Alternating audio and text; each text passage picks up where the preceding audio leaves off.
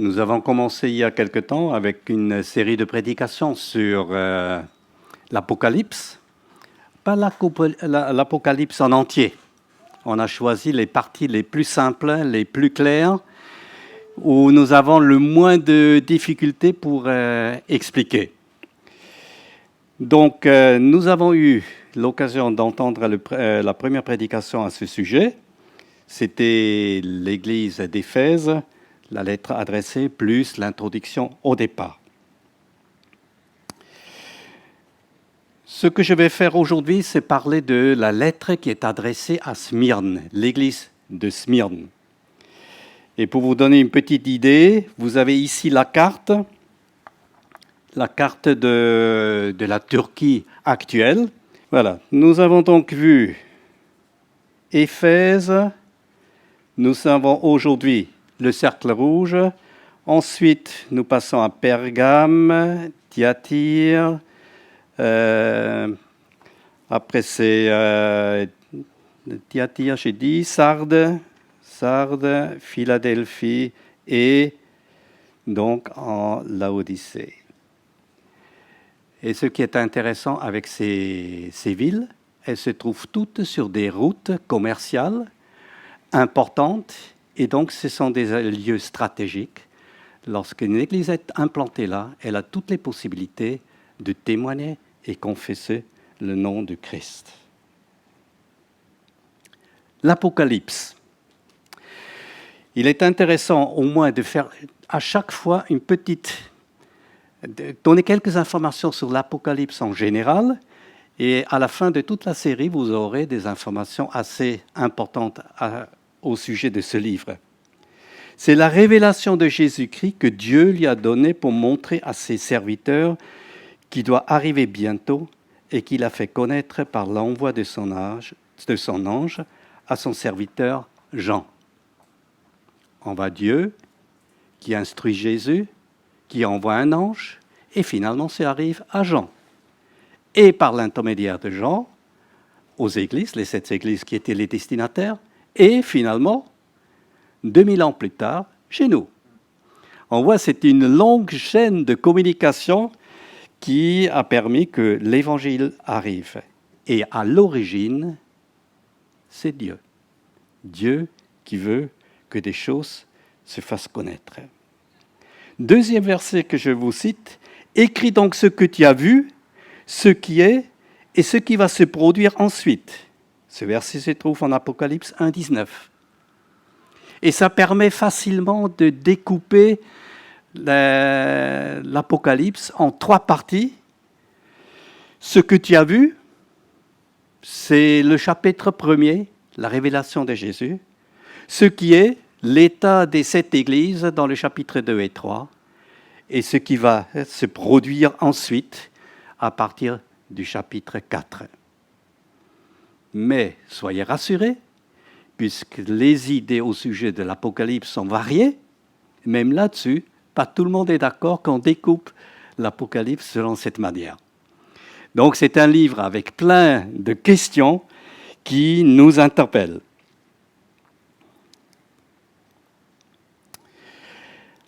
J'ai regardé dans un livre qui regarde les relations entre l'Ancien Testament et le Nouveau Testament, et en particulier donc, de l'Apocalypse, et je cite « Aucun autre livre du Nouveau Testament n'est aussi imprégné de l'Ancien Testament que l'Apocalypse. Bien que son auteur cite rarement l'Ancien Testament directement, on trouve des allusions et des échos dans presque tous les versets du livre. » Et c'est vrai, l'Apocalypse. Vous trouvez des citations, des allusions, des réminiscences des textes de l'Ancien Testament. C'est tout simplement incroyable. Et quand vous regardez un petit peu plus près, il y a des différentes sources qui disent, dans 2 livres du Nouveau Testament, en grec, dans l'une, ils ont trouvé 394 références de l'Ancien Testament, dans l'autre 635, et un autre auteur en a trouvé à peu près 1000 références à l'Ancien Testament. Vous vous dites, mais attends, pourquoi il y a autant de différences? parce que les critères de ce que c'est une allusion à l'Ancien Testament sont différents d'une personne à l'autre. Mais en tout cas, une chose est importante à retenir, l'Ancien Testament est hyper présent dans l'Apocalypse. Si on regarde l'influence de l'Apocalypse de l'Ancien Testament dans l'Apocalypse, c'est intéressant de le regarder à travers les livres. Genèse, vous connaissez les premiers chapitres, la création et ensuite la chute et tout le malheur qui a commencé. Et vous avez le cheminement inverse, tout le malheur qui finit dans le triomphe final du Christ, de Jésus, et l'accomplissement de toutes les choses où finalement on est dans un monde parfait. Dieu a créé quelque chose d'extraordinaire. Vous aviez aussi Exode. Vous avez toute cette description au départ de cet Exode avec tous les fléaux. Et vous le retrouvez dans l'Apocalypse, un fléau après l'autre qui secoue le monde et qui a comme du temps d'Égypte une réaction du pays négative. Et les Égyptiens étaient entêtés, ne se laissaient pas interpeller. Dans Apocalypse, la grande majorité est fermée pour le message de la Bible, le message de Dieu, et ne veut rien entendre. Ils sont têtus comme des mules. Ésaïe et Ézéchiel, vous avez déjà lu peut-être ce livre-là ? Ils décrivent des situations où vous êtes tout simplement étonnés. Et on se rend compte que finalement, l'écrivain essaie de saisir dans des mots des situations qu'il n'arrive plus à comprendre. On entre dans la salle du trône. Et chapitre 4, verset 5, et chapitre 5, vous voyez finalement les mêmes situations qui se retrouvent dans Apocalypse. Vous avez aussi en Ésaïe l'annonce que Dieu créera des nouveaux cieux, une nouvelle terre. Et dans Apocalypse, vous avez le même sujet, Dieu créera quelque chose de nouveau. Vous avez aussi en Ézéchiel cette bataille finale qui nous est décrite. Et dans Apocalypse, ah oui, là on se bagarre.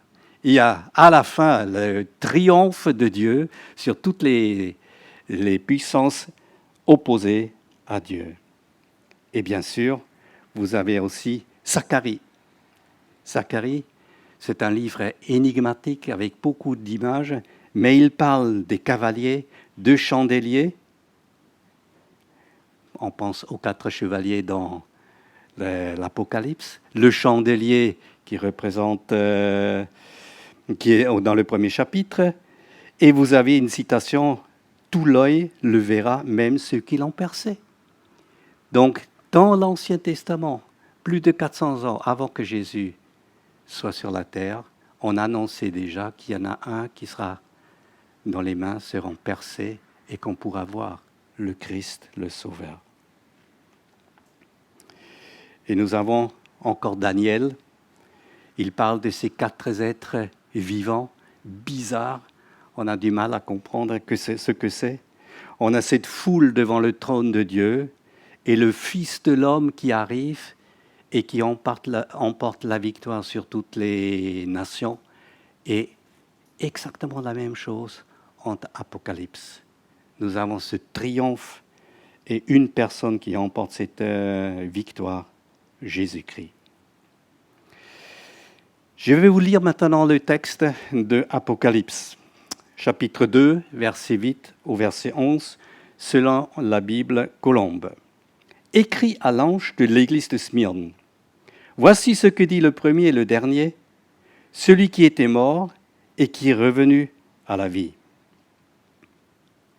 Je connais ta tribulation et ta pauvreté, et pourtant tu es riche. Et les calomnies de ceux qui se disent juifs et ne le sont pas, mais qui sont une synagogue de Satan. Ne crains pas ce que tu vas souffrir. Voici que le diable va jeter quelques-uns d'entre vous en prison, afin que vous soyez éprouvés. et vous aurez une tribulation de 10 jours. Sois fidèle jusqu'à la mort, et je te donnerai la couronne de vie. Que celui qui a des oreilles écoute ce que l'Esprit dit aux églises. Le vainqueur ne sera point touché par la seconde mort. Première chose, je pense quand vous regardez ce texte, vous avez des opposés. Vous avez le premier et le dernier. Vous avez celui qui est mort et revenu à la vie. Vous avez la pauvreté et vous avez la richesse. Et vous avez aussi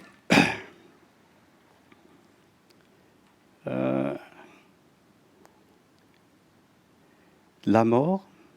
Soyez fidèles jusqu'à la mort et je vous donnerai la couronne de la vie.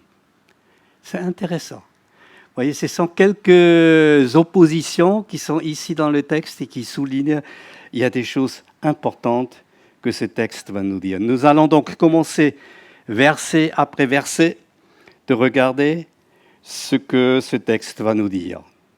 Écrit à l'ange de l'église de Smyrne, voici ce qui dit le premier, le dernier, celui qui était mort et qui est revenu à la vie. L'ange. Donc, en quelque sorte, un envoyé, un représentant de l'église de Smyrne. Une église locale, il y a 2000 ans, une situation bien précise. L'église de Smyrne, donc nous avons vu sur la carte, elle est située près du port. C'est une église qui est sur la ligne commerciale. C'est une ville importante. C'est une ville qui a eu un poids important dans le royaume des Romains. Et donc, du coup, aussi, dans le culte qu'on rendait à César, c'était quelque chose d'important à l'époque. Il y a une implantation d'une synagogue et, comme le texte nous le dit par la suite, certaines tensions qui règnent entre cette synagogue et les chrétiens sur place.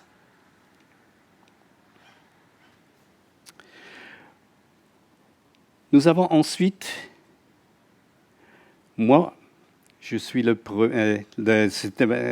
texte qui dit « Voici ce que dit le premier et le dernier, celui qui était mort et qui est revenu à la vie. » Vous trouvez ce verset « Moi je suis le premier et le dernier, le vivant, j'étais mort et me voici vivant au siècle des siècles. » On reprend donc la présentation de Jésus au début pour introduire cette situation.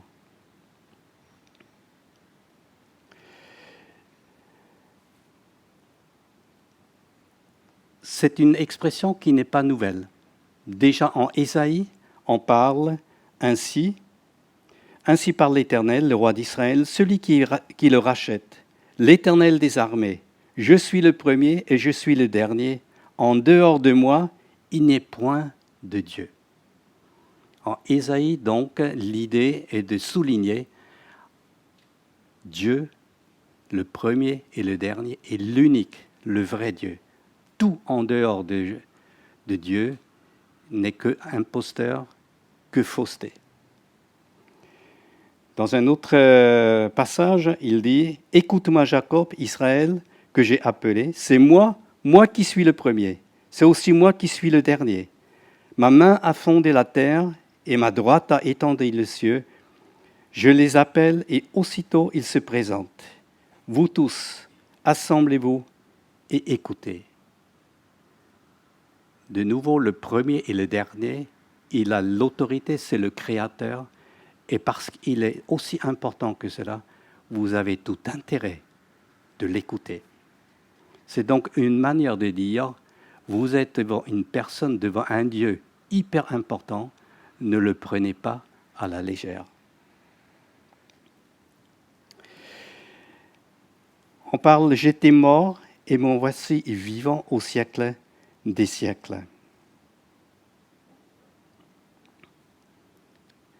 Qu'est-ce que la mort et la vie?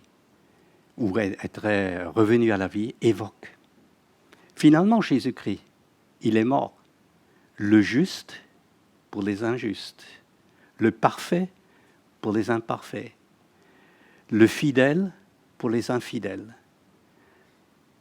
Jésus-Christ était le substitut, celui qui a payé à notre place, celui qui rend, celui qui met sa confiance en Jésus-Christ, parfait, irréprochable. Il le justifie. Et donc, quand on parle de la vie, il est revenu à la vie, ça signifie que l'œuvre de Jésus-Christ a été parfaitement acceptable, il a vaincu la mort, et tout ce qu'il a accompli à la croix est aussi disponible pour celui qui met sa confiance en Jésus-Christ. Vous avez 2 livres que je trouve intéressants. Une espérance en ces temps troubles. C'est un livre qui insiste sur la résurrection de Jésus-Christ. On parle beaucoup de la croix, mais on oublie parfois que Jésus est ressuscité. Il met l'accent là-dessus. Et plein de grâce et de vérité, c'est le délicat équilibre entre la sainteté, la vérité et la grâce. 2 livres que je vous recommande vivement.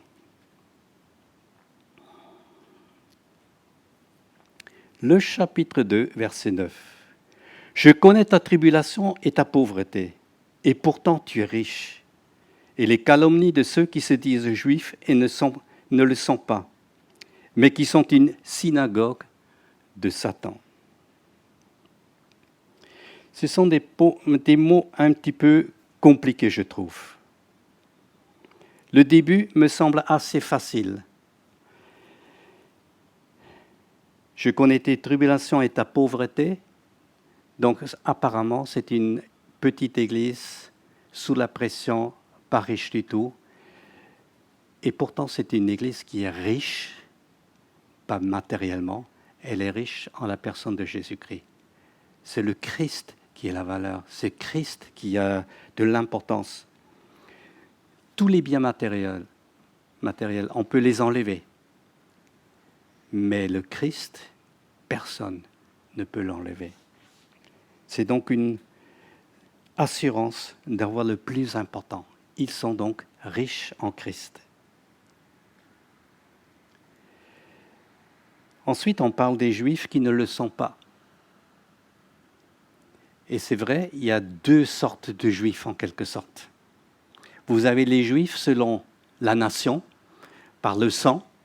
Ces Juifs existent depuis très longtemps. Dieu se les choisit par Abraham et ses descendants. Ils sont donc par le sang des Juifs. Et si vous ouvrez Romains chapitre 9 à 11, vous voyez que Dieu a toujours un programme avec ce peuple bien rebelle. Ce n'est pas un peuple qui a des mérites.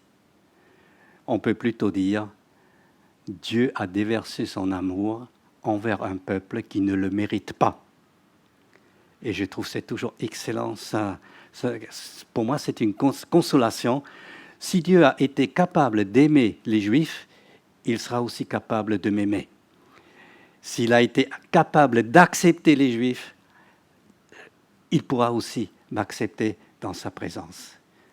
C'est donc un exemple dans ce sens-là où je le comprends bien. Mais le pire qui a pu arriver aux Juifs, c'est que la grande majorité a refusé de se joindre à Jésus-Christ, leur Messie. Tout comme Abraham eut confiance en Dieu et que cela lui fut compté comme justice, reconnaissez donc que ce sont ceux qui ont la foi qui sont les fils d'Abraham. Ça veut dire tout simplement, si on veut aujourd'hui faire partie du peuple choisi de Dieu, ce peuple choisi, c'est l'Église, et pour le moment, le peuple selon la chair, les Juifs, sont en quelque sorte en attente. Tous les Juifs, tous les non-Juifs sont appelés à se convertir, à devenir chrétiens. Les Juifs, à Smyrne, ont fait leur choix. Ce Messie, nous, on ne le veut pas. Et si vous regardez Éphésiens chapitre 2, versets 1 à 3, vous avez la description de celui qui n'appartient pas à Jésus-Christ. Il est encore sous le domaine de Satan. Il est en quelque sorte manipulé par Satan. Et vous avez donc ici, avec cette information, la synagogue de Satan, une petite idée de ce que ça peut apporter. Dans un autre passage, dans le chapitre 3, verset 9, nous lisons « Voici, je te livrerai des gens de la synagogue de Satan qui se disent juifs et ne le sont pas, car ils mentent. Voici, je le ferai venir, se prosterner à tes pieds et reconnaître que je t'ai aimé. » Ça, c'est un peu plus tard dans un autre texte.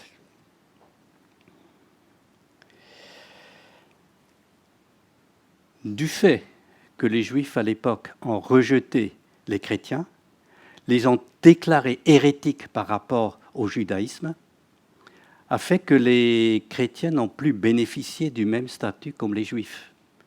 Et donc, du coup, ils n'avaient pas l'exception de ne pas rendre un culte à César. Ça les rendait beaucoup plus vulnérables. Et vous voyez, ça a des conséquences du fait que les Juifs ont dit « ces chrétiens, c'est une hérésie qui n'ont rien à faire avec le peuple juif ». Donc, on comprend pourquoi on parle ici avec des paroles très dures. Dans le passé, malheureusement, des passages comme celui-ci ont été utilisés pour l'antisémitisme. Et ça, c'est assez triste, surtout parce que c'est aussi venu des gens qui se disaient chrétiens. Et on voit aujourd'hui que de nouveau, c'est d'actualité. Apocalypse chapitre 2, verset 10. « Ne crains pas ce que tu vas souffrir. Voici que le diable va jeter quelques-uns d'entre vous en prison afin que vous soyez éprouvés et vous aurez une tribulation de 10 jours. Sois fidèle jusqu'à la mort et je te donnerai la couronne de vie. » Ce sont des choses que l'on n'aime pas forcément entendre, je suppose. Hein? On n'aime pas souffrir, en tout cas pas moi. Et je suppose qu'il y a très peu de personnes qui ont vraiment plaisir de souffrir. On n'aime pas non plus que le diable se manifeste et qu'il jette des personnes en prison.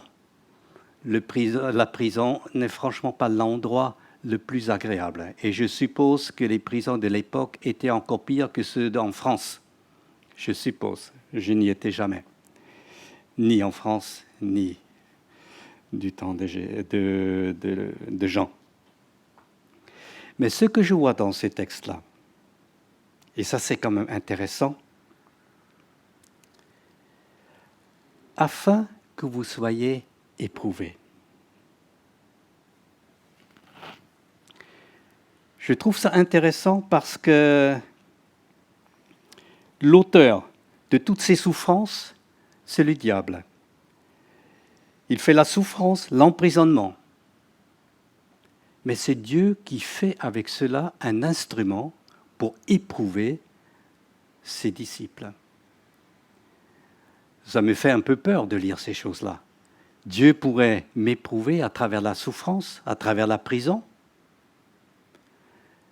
Oui, c'est possible. Et ça fait un tri dans ma vie, dans la vie du chrétien. Qu'est-ce qui est véritablement important pour moi?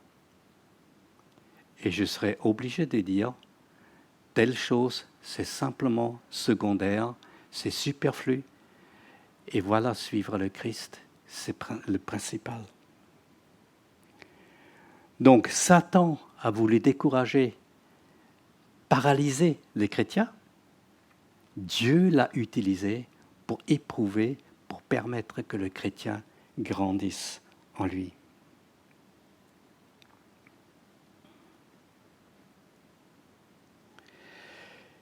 Il y a toujours une certaine peur quand on lit des paroles comme « Sois fidèle jusqu'à la mort ». Oui, si je meurs tranquillement dans mon lit, je me couche le soir et le matin c'est fini, je me trouve au ciel, ok, c'est hyper agréable. Mais vous savez aujourd'hui qu'il y a des milliers et des milliers de chrétiens qui souffrent, qui sont emprisonnés, qui sont torturés, qui sont persécutés, les familles qui sont déchirées, les enfants qui sont enlevés à leurs parents, les pères qui sont emprisonnés, la famille qui ne trouve pas de travail, c'est catastrophique. Sois fidèle jusqu'à la mort. Il y a aussi une petite idée derrière. Ça veut dire que la qualité, l'authenticité du chrétien va se mesurer à sa fidélité jusqu'à la fin. En Matthieu 24, 13, on lit « Mais celui qui persévérera jusqu'à la fin sera sauvé. » Et on tremble déjà un petit peu, mais serais-je capable de persévérer jusqu'à la fin? L'autre passage, en 1 Pierre 1,5, dit « À vous que sa puissance garde par la foi en vue du salut, prêt à être relevé au moment de la fin. » Si on avait juste le premier passage, mais celui qui persévérera jusqu'à la fin sera sauvé, on aurait toute raison d'être inquiet. Mais ce deuxième passage nous confirme que c'est Dieu qui prend soin des siens et que c'est lui qui aussi donne la force de le suivre. C'est donc la grâce n'est pas simplement celle qui nous sauve, qui nous arrache de ce monde, mais aussi qui nous conserve, nous préserve jusqu'à la fin.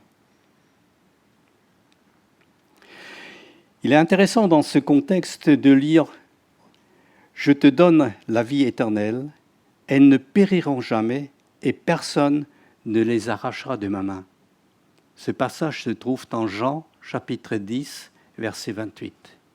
Vous devriez le noter dans votre cœur.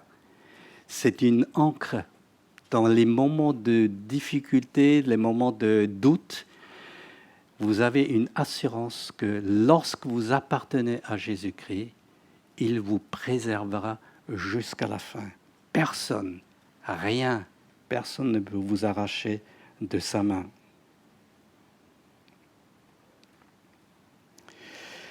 Voilà donc cette parole qui peut paraître un peu inquiétante, sois fidèle jusqu'à la mort. Mais avec quelques versets complémentaires, nous voyons que le chrétien qui appartient à Christ n'a pas besoin de se perdre dans une situation d'anxiété, de peur. Il peut avoir confiance en Jésus-Christ. Ce qu'il a commencé, il le conduit jusqu'à la fin. Le verset termine « Je te donnerai la couronne de vie ». Vous voyez de nouveau ce contraste quand même saisissant. Sois fidèle jusqu'à la mort et je te donne la couronne de la vie. Deux choses bien opposées dans notre compréhension, mais soyons sûrs que mourir, ça ne veut pas dire être anéanti. Mourir, ça veut dire changer de statut. Mourir, ça veut dire quitter notre corps corruptible pour aller dans la destinée future. Et ici donc, celui qui reste fidèle jusqu'à la mort, je te donnerai la couronne de vie. En Jacques 1, 12, il était déjà écrit « Il recevra la couronne de vie que le Seigneur a promis à ceux qui l'aiment. » Cette couronne, ce n'est pas une couronne en or avec plein de diamants comme certains rois se pavanent devant leur sujet. C'est quelque part, ça fait une allusion à cette couronne juste de laurier probablement que recevaient les coureurs, les sportifs qui ont gagné. Donc de nouveau cette idée de persévérance jusqu'à la fin.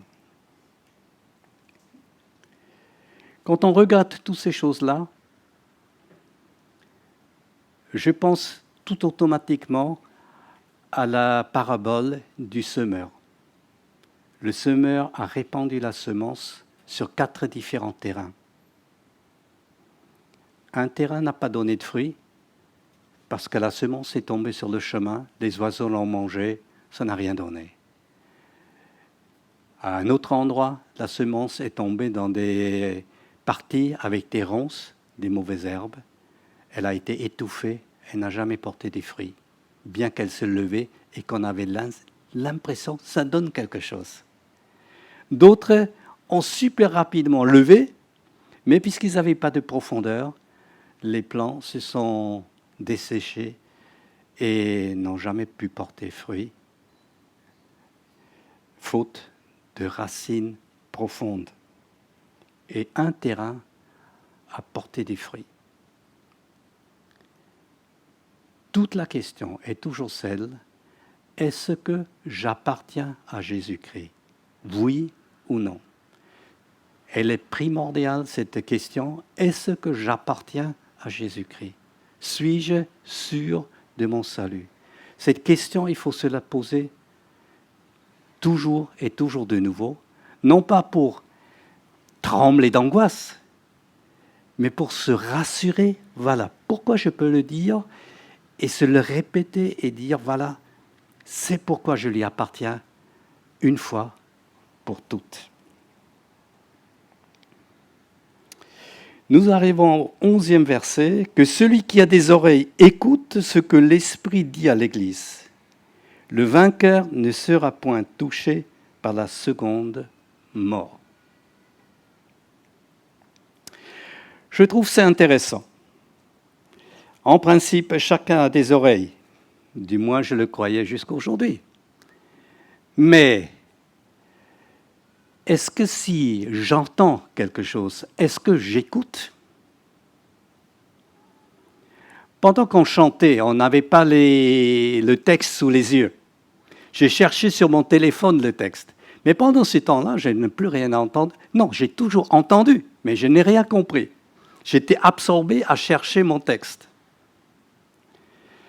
Combien de fois j'écoute la musique à la maison? Ce sont des chants avec des paroles extraordinaires. Je ne les écoute pas. C'est juste le son qui touche mon oreille. Entendre ne veut pas dire écouter. Donc, ici, les chrétiens de l'église de Smyrne sont interpellés. Écoutez, ne vous contentez pas d'entendre le son, mais écoutez, comprenez ce qui est dit. Ensuite, c'est l'Esprit qui parle. Pourtant, nous sommes en train de lire un texte. Ça veut dire tout simplement que ce texte est un moyen de l'Esprit Saint de toucher les cœurs. Vous voyez, nous sommes vis-à-vis d'un texte qui n'est pas simplement le journal, le courrier Picard ou un autre, mais c'est une parole qui a un effet qui veut transformer, qui veut changer les cœurs. C'est donc Dieu lui-même qui agit, qui parle à notre cœur et qui veut nous transformer. Ensuite, il est écrit, l'Esprit dit aux églises. Les destinataires de cette lettre c'est l'Église. L'Église n'est pas le bâtiment, pas l'association. Ce sont les fidèles qui appartiennent à Jésus-Christ dans un certain lieu, qui sont une réunion.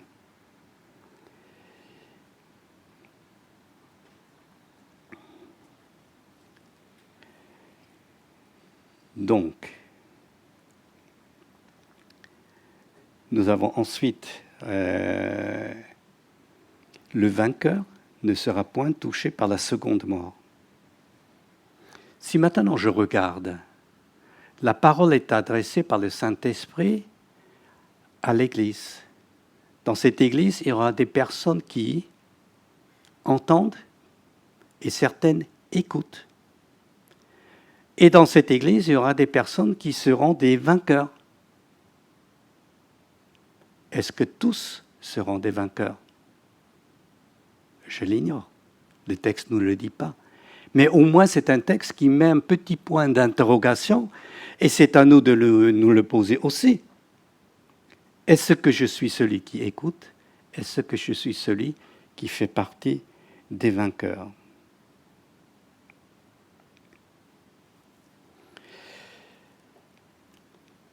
La seconde mort.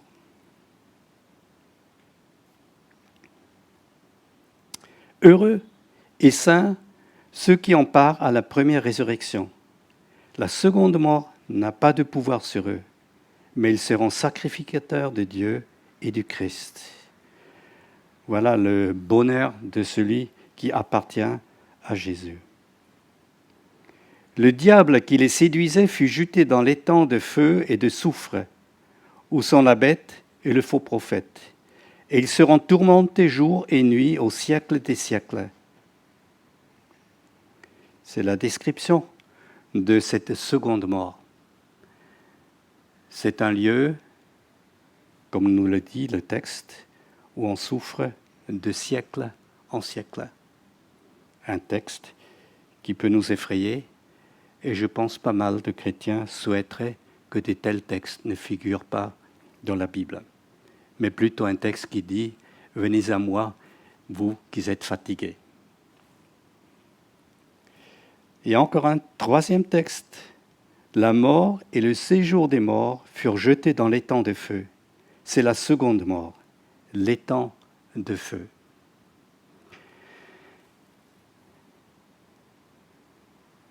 Celui qui est vainqueur par la seconde mort, pas en enfer.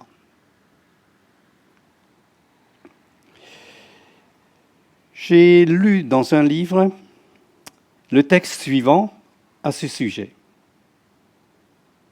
Si nous vivons vraiment en conformité avec la sainteté, nous nous rendrions compte que le plus étrange n'est pas pourquoi Dieu enverrait des personnes en enfer.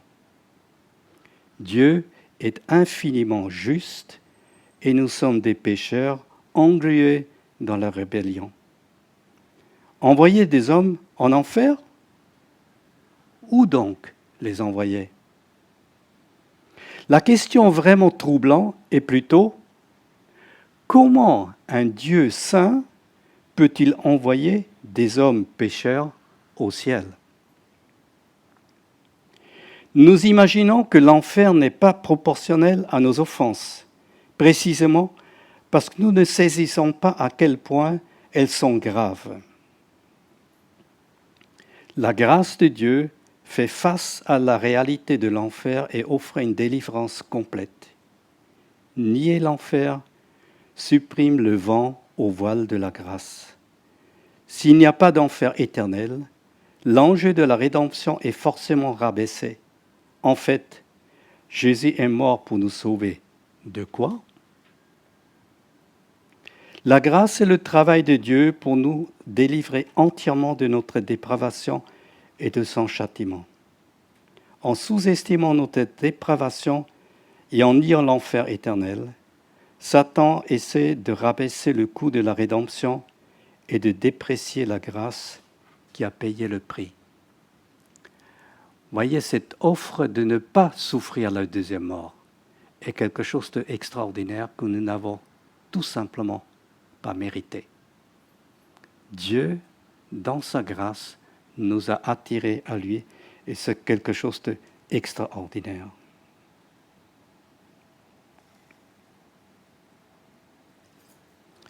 Conclusion. Jésus est présenté comme le premier et le dernier, celui qui était mort et qui est revenu à la vie. Jésus englobe tout. Il est à l'origine de tout et il est absolument maître de la vie. C'est ainsi qu'il se présente à cette Église en souffrance, c'est ainsi qu'il se présente à nous. Ce n'est pas une personne qui distribue des petites consolations. Il est le roi des rois, le Seigneur des seigneurs, le seul, unique Dieu. Jésus-Christ connaît notre situation. C'est aussi quelque chose d'extraordinaire. Vous allez parfois demander à l'une de vos connaissances, « Comment vas-tu » Et la personne en face vous dit, « Très bien, merci ». Si vous voyez sa situation, vous verrez, ah non, pas du tout, ça va absolument pas, il n'a tout simplement pas envie d'en parler. Nous n'avons pas besoin de cacher quoi que ce soit devant Dieu parce qu'il nous connaît.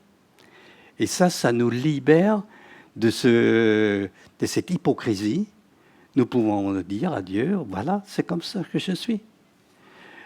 Je n'ai aucune envie de lire la parole. Ça m'embête. Je n'ai pas du tout envie d'obéir à tel et tel ordre que je lis dans la Bible. Disons-le ouvertement, puisque de toute façon, il le sait. Et demandons-lui je sais que je suis un rebelle. Change-moi, j'arrive pas. Je suis bloqué. Il connaît notre situation. Jésus-Christ transforme le mal en une épreuve et se devient donc une occasion pour grandir. On peut bien s'attrister et se focaliser sur quelque chose qui tourne mal dans notre vie. Et on peut se perdre complètement là-dedans. N'oublions jamais que Dieu nous aide à travers toutes les difficultés à progresser, à aller de l'avant et être une nouvelle création selon son plan, selon sa volonté. Jésus-Christ exhorte à une fidélité sans faille. Je trouve ça extraordinaire. Dans votre entreprise, probablement, on vous met des objectifs. Et si vous n'arrivez pas à atteindre vos objectifs, on vous sermonne. Et si vous répétez ça plusieurs fois, on vous dit à la porte, nous avons déjà 2-3 candidats qui sont mieux que vous. Jésus-Christ exhorte à une fidélité sans faille et fournit les moyens pour être fidèle. Et celui qui est fidèle sans faille, il a la couronne de la vie. Et le dernier point, Jésus-Christ garantit au vainqueur, la deuxième mort ne t'atteint pas. Oui, tu peux mourir. Oui, suivre le Christ peut coûter cher. Mais la deuxième mort, l'enfer ne t'atteindra jamais. Et tu seras auprès de ton Dieu pour l'éternité. Et là, tournez-vous vers la fin d'Apocalypse. Lisez ces chapitres où vous serez émerveillés de voir, on commencera par une grande fête, il y aura des lieux magnifiques, tout sera mieux que ce que nous pouvons imaginer. Voilà donc cette lettre à Smyrne, qu'elle puisse nous encourager et fortifier pour aller de l'avant avec le Seigneur, avec une fidélité sans faille. Amen.